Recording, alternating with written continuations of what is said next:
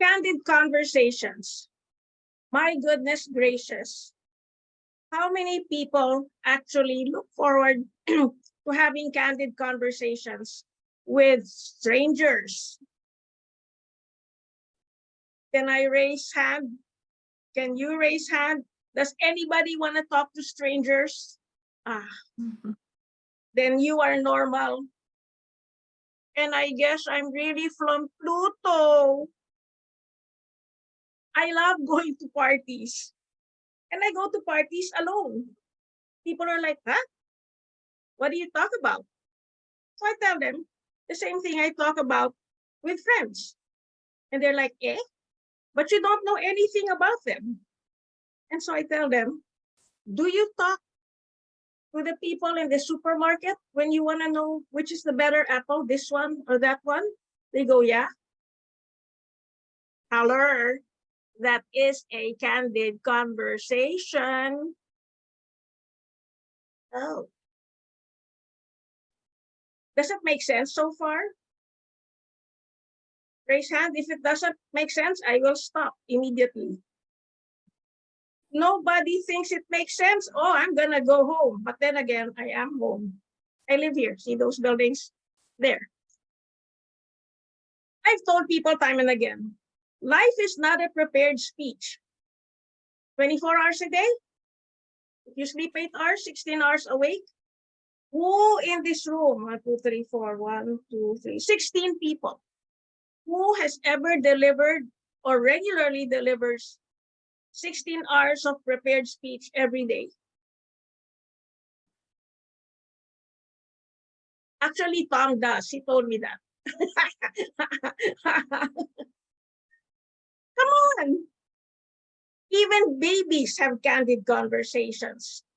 My whole point is to get people to understand this idea that public speaking is the #1 fear. That's not true. We talk to everyone every day. But the moment you put the label, Toastmasters, I'm not prepared. Yeah, but you're just talking to everybody. I'm trying to get you to buy into having more fun in life. Whether it's at a party, whether it's trying to get a raise, or getting management to believe that you are ready for the next promotion. Or for some of you, talking to your future mother-in-law.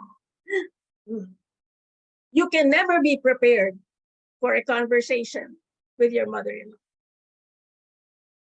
The whole point of today's speech is to find out from many people around the world, what's your life like? I don't know anything about you. So I'm going to ask you what you do for a living. Do you ever talk to people or ignore them the whole day? Let me get to learn about you. We're going to pretend that we're at a party, listen up, and we're 16 people. And it turns out that I'm beside 3 particular people. Tom, what are the names of these people beside me whom I will talk to at this party? Hi, Vivien. I'm standing here next to Alan and next to Diana. Hello, Alan, Diana. This is Vivien. Hi. Hi, Vivien. Nice to meet you. Hello, Diana. Hello, Alan. And because, Tom, you started talking, you're going to be the 3rd stranger. I met you here, but I still don't know anything about you. I think the truth of the matter is, if you're at the party and you want to know about Tom, ask the lovely lady, his boss. Sorry, Tom. It's not you. It's Madame M. But you're right, Vivien, but you're right. Yes, you know it. There you go. So that's one of the tricks of the trade. Know who to talk to if you want to know about somebody. So I have met Tom here. And it's Alan's fault that I'm here. Oh, what I meant was it's Alan's invitation that I'm here. And Diana, I will give you, please don't call it an elevator speech. Just don't. We're at the party. So if you can tell me 3 sentences, hi, I see her. Look at the name tag and it says Diana. I presume you're a Toastmaster, yes? Yes. Okay, great. What do you do when you're not in Toastmasters? Part of Toastmasters, I work as a mechanical engineer here in Perth, Australia. Okay, those are big words. What does a mechanical engineer do during conversations in an 8-hour day? I don't know. I don't know any mechanical engineer, and especially I don't know any female mechanical engineer. That's a word for men. Oh, that's weird. These days it's pretty common, but what a mechanical engineer does every day, that vary depending of what is and the position every person has, because it's plenty of work opportunities that you have. So yes, it's weird to explain that. What kind of conversation? What is a typical line that makes a conversation? Not a Q&A, not work related. What is, do you ever socialize, have coffee, meet at the water station? I don't know what you do. How do you have a social life in the office? Just asking, how was your weekend? I think it's my starting line.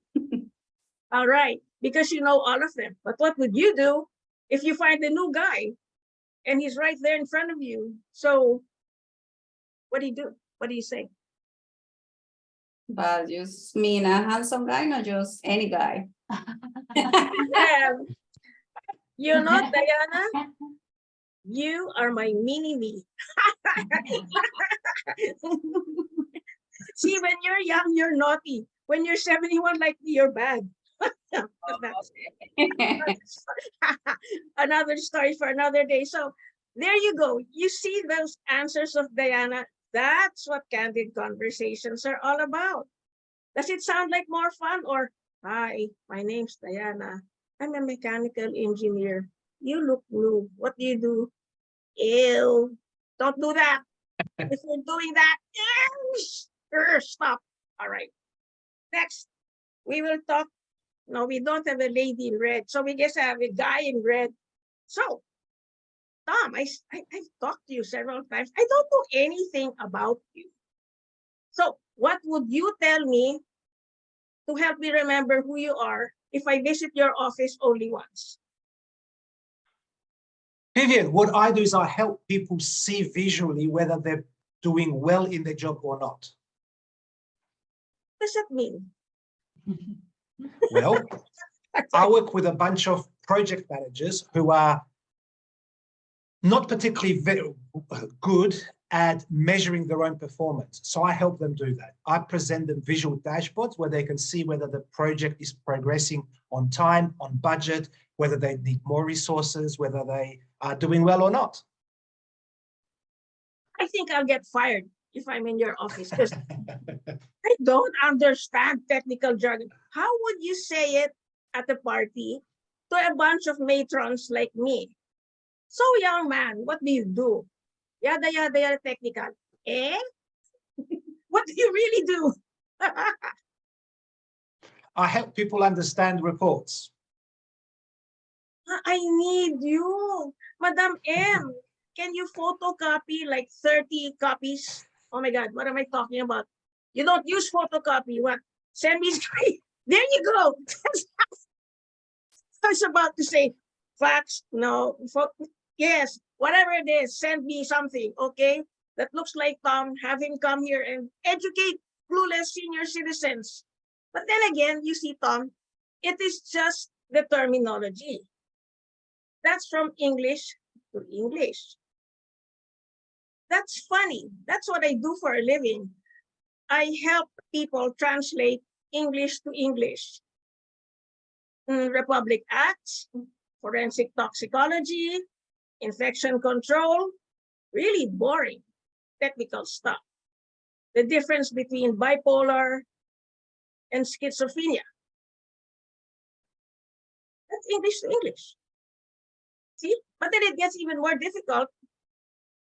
Si hay alguien que habla español, pero no toda la gente sabe español. So some people in this room probably understood that. My question is, did you ever get into a situation where you had to translate English to English other than with senior citizens like me, Tom?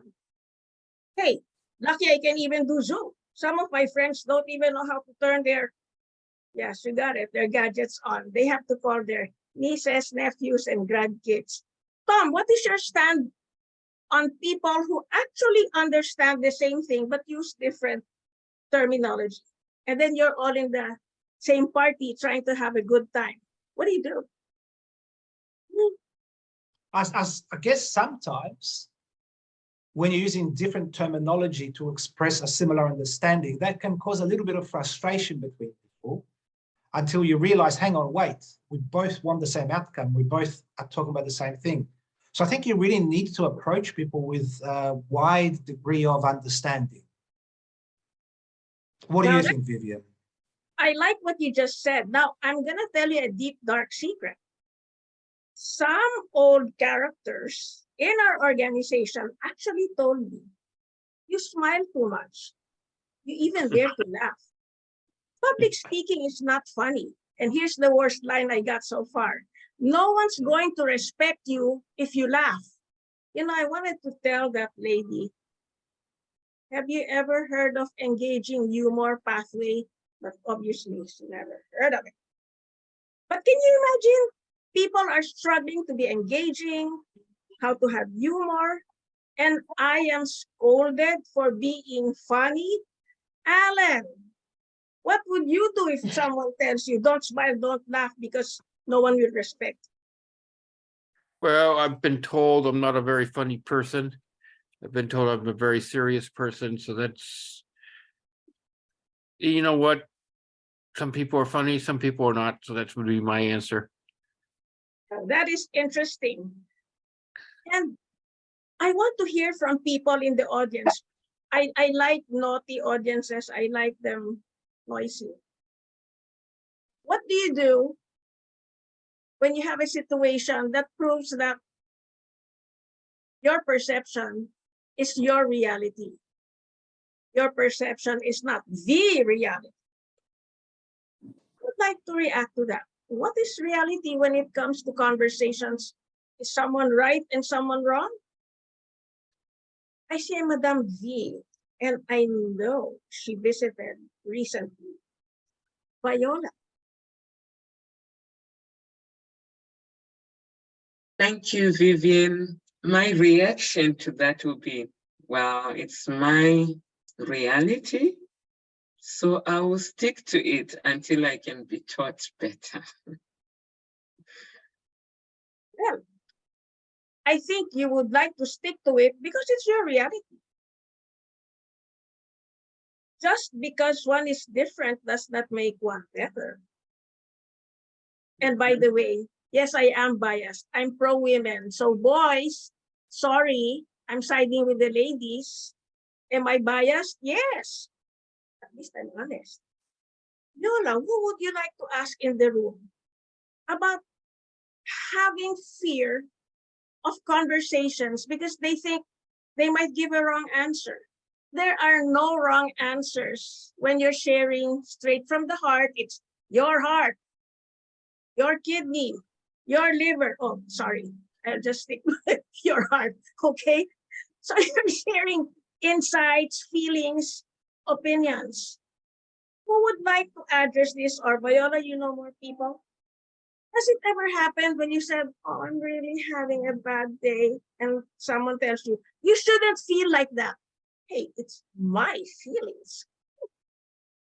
Who would like to address that? Or am I weird? I'm the only one that this ever happened to you? Me? Just me? Please help me feel normal. Who would like to answer that? Yes, Ellen. I don't think people in general want to hear that somebody else is having a bad day. They don't want to be dragged into other people's miserable misery. We're all going through our own issues every day. Sometimes it's just minor things like their Zoom's not working, or they got a bad boss, which is a lot of us have bad people we work for. Maybe even Tom has some people who work for Tom have bad, nightmares. I don't know. Oh, Tom's a nice person. But they don't want to hear. All they want to do is talk about their problems. They don't want to hear about other people's problems. There are very few people who really honestly want to hear about when Tsunami's having a bad day. So Just a thought. what would you do, Alan, if someone's I'm having the blues? Would you ignore the person or just say, I don't want to hear about it? Or what would you say or do? Well, I guess our natural instinct, unless we really know the person, if I really know the person who wants to say they're having a bad day, then I might want to jump in and try to really console them. But we have these general cliches that we use to try and pep people up. I have this issue with a member in one of my clubs that she says literally she gets very frustrated with technology to the point that she almost has a meltdown when things aren't going right, and we can only give her try to pep her up, give her enough. Can't think of the right word. Okay. I know. We're gonna give her a hug, a virtual. I send you virtual hugs all the way. Yeah. There you go. So what you do is use this. It's called deflection. You kind of address it and quickly, whoops, I should say swipe, turn to the next page. See, you say swipe, right? And I say turn to the next page. But it's really funny because when you have a book or notebook, you can see the page turning. Something about swiping is not so effective. What you do is you gracefully turn to the next page. How about if someone is in a situation where I was asked, no kidding, by someone with those 3 initials after the name in this organization, and someone did the opposite of that, Alan. He actually told me, why are you so chirpy all the time? I can't believe you're real.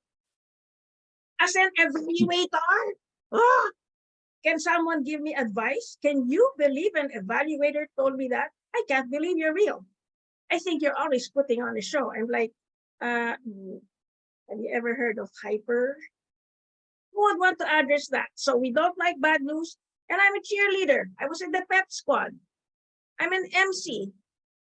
I'm a social director in parties. So I'm really like this. I'm not like this because that's my job. That's my job because I'm like this. Who would like to address? Now let's have one of the boys or one of the girls address. What happens when you're having a happy day and then someone just turns a pail of ice water on your head? Would anyone want to address that in half a minute? No? I'll answer. Yay! Okay. Well, if someone said something out of the blue that really made me think, like made me reflect on my behavior, I think I would want to talk to someone about it and have a debrief to let all that emotion, all that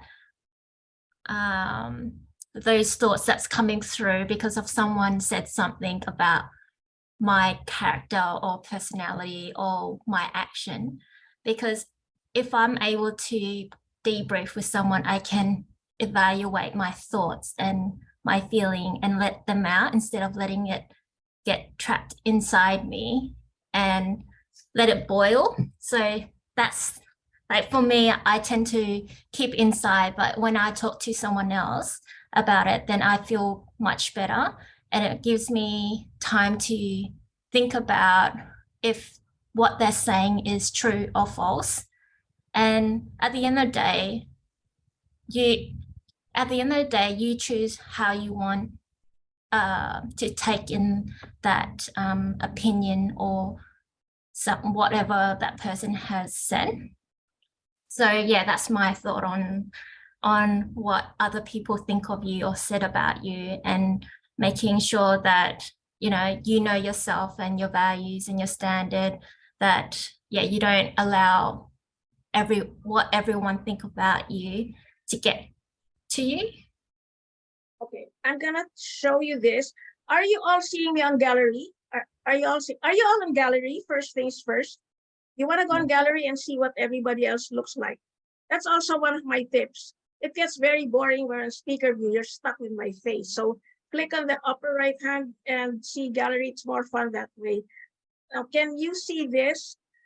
Can you see my picture? I'm a live talk show host. And I'm gonna tell you this. If you worry about people's opinions of you, about you, and they don't know you, that is not the bright idea. The lesson I've learned in life is don't let anyone steal your happiness. If they don't know you, don't let anyone ruin your day.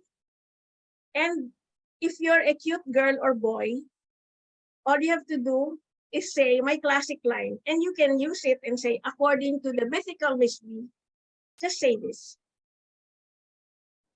I beg your pardon. With all due respect, I honor your opinion, but you are not worth getting wrinkles for. Next question. Know how to react. That's why I'm encouraging you. Well, I didn't get it from Pathway. I'm really a wacky wild woman. Triple W. Have funny lines. That's deflection to just raise the energy level, no matter how bad the topic is. And Yende, people can say anything about you, and you can just say, that's your reality, not mine. Just think, in my profession, we have live calls from around the world. Now just imagine, we used to have a legal show. I was there with lawyers and judges, and I was always the image of the clueless neighbor asking for advice. That was my role. The phone rings. This is the day of landline. Some of you are so young, you're like landline. You know, the phone with the curly tail. That kind of landline, okay? Someone screamed at me. The camera was on me. I picked up. Big voice guy, halfway around the world from me. And he screams at me. Take note, I don't know him, he doesn't know me. We were on live streaming even many, many, many years ago, not on Zoom, on TV, teleradio, okay? And he screamed, I don't agree with anything you said. You don't know what you're talking about. Oh my gosh. And you think you're afraid of Toastmasters? Hey, this is standard when you're on live TV and live radio. People are just very strange. People are like, oh my gosh, how did you handle that? And I said, you know, people are rude because they're just desperate for attention. So when someone's being rude, even if they're totally wrong, I give a cute answer. Notice the word is cute. I answered live with my funny face. You know, I'm sure you have a point there that I never thought of. I have no idea what it is, but I'm sure you have a point. Tell you what, I will give you the last 5 minutes of our 1 hour show. The spotlight will be on you, and everybody around the world will hear your words of wisdom. So please just stay there, and I'll get back to you and let the world hear what you got to say, because I want to learn. He put the phone down. Ha ha ha ha. Don't let anyone steal your joy. Give them the attention. Teresa, what do you think? He just wanted attention, so I validated him. What do you think? Actually, I always go through this at my workplace. Today, I am going with good answers for everybody. We must never allow anyone to spoil our days. Yes. And I go to work, that's why are you smiling? well, someone will smile back to me. The world will smile back to me. So, but they always will have these people that they will try, they don't like all the good energy that we bring, but they want to put the energy that we have, the beautiful energy that we can inspire, that we can give to others. They want to kill it, but we must not allow that to happen. Thank you. I will give you Yes. the cute word for that. You know how to describe people like that? Jelly, jelly, jelly. They're just jealous because we're able to think of good thoughts and have a happy day and have good vibes and good energy. And by the way, having a long face, that's gravity, creates wrinkles. I'm always reminding people, we're very cute, all of us, when you're young, but there's such a thing called age. We have a challenge with gravity. Don't make it easy by walking around with the long face. You know, these people, when the Zoom people say, smile. Now just think, all of you just take a deep breath, inhale, exhale. Imagine, if you're having a bad day, you look like this. And then someone becomes permanent, right? And then the one taking the photo says, everybody now, smile. I bet you're gonna look like this. Because my smile has been programmed to go down. So, you know, true love doesn't last forever, but YouTube does. That face is gonna be on YouTube. So you want to think about that. Who has some funny experiences, or maybe not so funny, about being with either strangers or friends and just having candid conversations? Did anyone ever make your day? And you're like, hey, thanks, I needed that. Whoever gave you good advice? So, mommy, did anyone ever surprise you and make your day happy? In your whole life, even when you're small? Sorry. Oh, yeah. Like if someone suddenly said in school, hey, you want half of my chocolate bar? Like, ooh, I like that. You know, something simple, nothing expensive. Oh, yeah, yeah. It's just a small gift, or very short and kind messages make me happy. Yeah, yeah. It's such a small surprise will happen in every daily basis. I want you to appreciate that you and I and many of us are actually in many happy, candid conversations. We just didn't appreciate the beauty of the moment. Exactly, a shared candy bar. Someone saying, you want half of my candy bar? That's a candid conversation. I would like to challenge all of you to have one every day, one statement or sentence or reaction or whatever human connection that will bring good vibes, as Teresa said, to the other person. So who would like to share? Brad, what can you say to anyone, office mate, neighbor, family, that can make a day happy? Nothing memorized, but something really straight from your heart, like, hey, you know, something just say, hey, just stop them, you know. What would you do or say?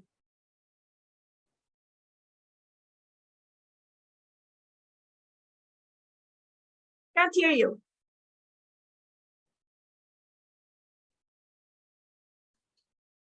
Can't hear you. Are you fine? Okay, fix your mic. I'll get back to you. Ayushi, is there something that you can say to anyone and give good vibes?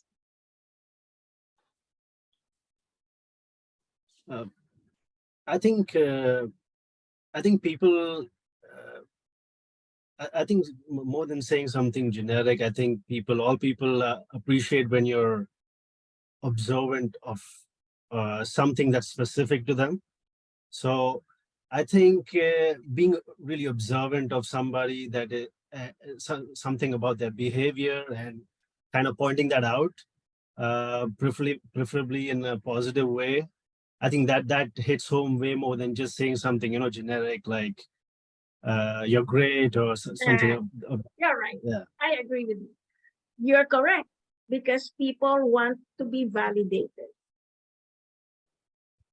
I just tell you, I have learned in life, I'm not talking about money, that there are two precious gems that people crave for. It's to be seen and heard. To be seen and heard. To be acknowledged. To be validated. And as you get on in years, like me at 71, you just feel that you matter, that you're not invisible. Think about it. I think that was a great closing line from Ayush. In a very simple way, make the person feel seen, feel heard, and most of all, feel loved. And there you go. How to moderate a panel discussion? Candid conversations for everyday life. Works for me? I hope it works for you. Sending you love from Manila. Mwah, mwah, mwah.